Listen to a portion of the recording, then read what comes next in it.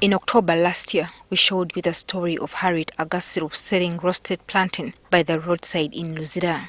Agasiru is one of the many teachers who had to find a way of surviving after what was supposed to be a 32-day stay at home turned into a year's wait. 1 year down the road, and the difference between the Agasiru of 2020 and the one of 2021 is vast. In her humble home located in Bina Ruzira in Nakawa division, Agasiru is now full of smiles because her life has now turned around for the better. When we sat for an interview with her, Agasiru narrated to us how her life has changed. Teaching, I remember I studied up to senior 4. Then my father said, since I cannot afford for you to go to A level and you join university, you join PTC and become a teacher. At Bishop Cipriano Changire is where the first COVID-19 lockdown found Agasiru. The school gave us something. After the 32 days, they kept on adding another 60 days, like that, until time reached when the school could not give us any more money. Without this support, Agasiru could no longer support herself and her 8-month child at that time. She started doing the odd job for survival. I had to go, to start thinking of what can I do to start getting something little. Even if I get 2,000 or 3,000 at least,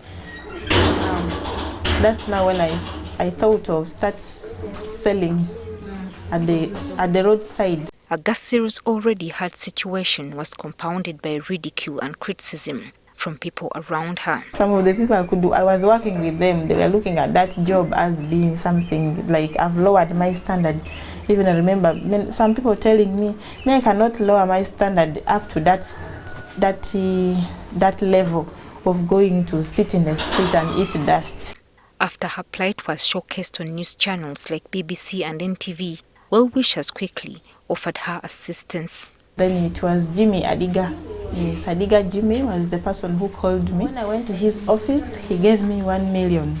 And he told me, I've seen your story and I've seen how the courage in you, you're willing to do this, you're willing to do this. I'm giving you this money, I want you to start a business. It's at this time that Agasiru realized that she could use some of the aid to pursue her love for music. And I'm like, I wanted to write a song, but I want it to be like this.